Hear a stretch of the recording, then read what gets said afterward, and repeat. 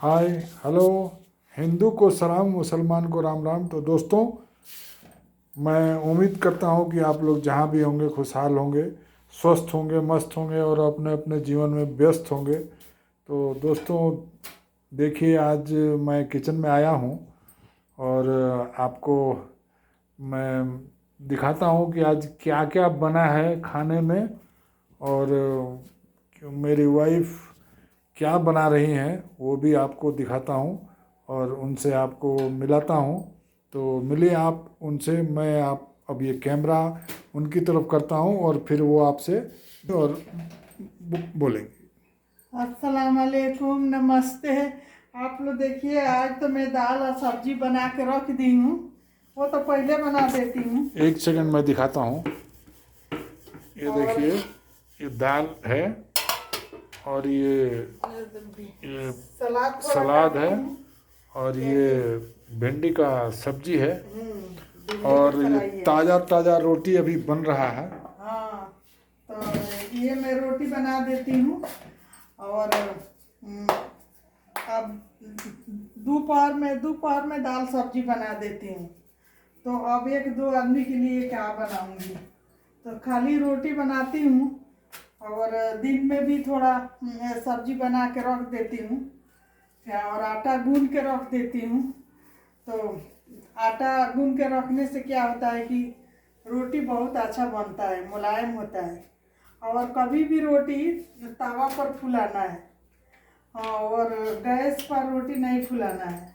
Gas पर फुलाने से बहुत तरह तरह के बीमारी है। हम लोग के तो ऐसे भी ये खाद पान पर के खा रहे हैं, तो हम लोग के बहुत ये बीमारी है। देखिए मैं क्या बोला आपको उस दिन कि भाई मेरी वाइफ जो है ना, बेशक कम पढ़ी लिखी है, लेकिन इनको जो आइडिया है या जो बातें इनकी दिमाग में है वो किसी के पास भी नहीं होगा। क्योंकि देखिए कैसे उन्होंने बोला कि अगर आप रोटी को गैस पे फुलाएंगे तो आपसे उससे 10 बीमारी होता है, इसलिए रोटी को तवा पर ही फुलाइए। तो ये बहुत पते की बात है। और मैं आपको बताता हूँ इनका सुबह का शेड्यूल जो है, वो सुबह जब उठती हैं तो किचन में आने के बाद सबसे पहले नाश्ता बनाती हैं। नाश्ता बनाने के बाद दोपहर का खाना और रात का खाने के लिए जो दाल सब्जी जो भी है हाँ, वो सुबह ही बन जाता है हमारे घर में, ताकि दोपहर को सिर्फ चावल बनाना पड़े।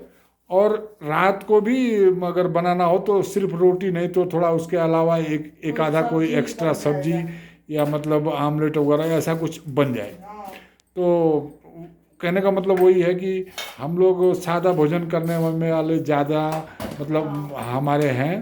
तो अभी घर में है ही कौन, हम लोग मतलब वाई मियाँ बीबी हैं और मेरी बड़ी वाली बच्ची है बस। इसके अलावा तीसरा से अलावा चौथा कोई है नहीं। तो हम लोग बेटा आता कोशिश यही है तो करते हैं। बनता तो है। और फिर देखिए बोल रही हैं कि बेटा भी आता है तो कुछ स्पेशल बनाती हैं उनके लिए। क्योंकि हाँ। भाई हर माँ के लिए बेटा तो बेटा ही होता है, ठीक है ना।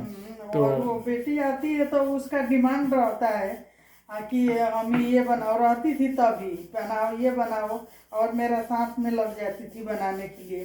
अब मेरा मन भी नहीं करता है कि मैं बनाऊं कुछ, और लगता है कि जो बनाती हूँ वो ही बहुत ज़्यादा है।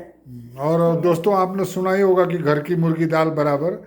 तो जैसे मेरा वैल्यू है वैसे ही बड़ी वाली बच्ची का भी वैल्यू है। नहीं और जो नहीं, बच्चे ऐसा चले नहीं। गए उनका वैल्यू ज़्यादा है।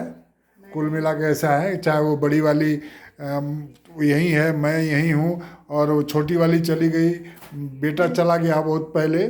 तो जो नहीं है नज़दीक उनको वैल्यू तो ज़्यादा रहता ही है। नहीं, क्योंकि घर की मुर्गी दाल बराबर, ये किस्सा आपने सुना ही है। नहीं, हमारा घर में जब सब लोग दालें सब्जी और कढ़ी है और पनीर है, ये सब पसंद करते हैं। सब सब्जी पसंद करते हैं। तो अभी मटर पनीर कभी बनता, कभी पालक पनीर बनता है। और राजमा, छोला, ये सब पसंद करते हैं। तो फिर चिकन मटन कोई खाएगा नहीं, तो मैं बस यही बनाऊंगी ना। और पूरी पराठा भी कोई नहीं खाएगा, तो कभी कभी लिट्टी बनाती हूँ और मटर के पराठा। तो वो लोग, बेटी बोलती है कि नहीं अब ये भी नहीं बनाना है, तो फिर यही बनाऊंगी ना।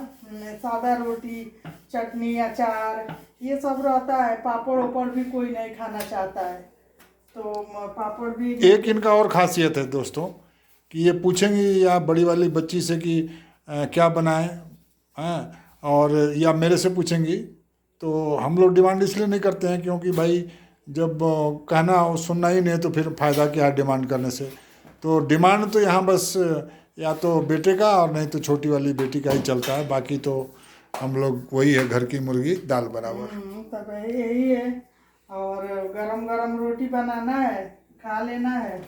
तो कभी घी लगा लेती हूँ, कभी नहीं लगाती हूँ, क्योंकि वजन कम कर रही हूँ तो ज़्यादा वजन हो जाएगा।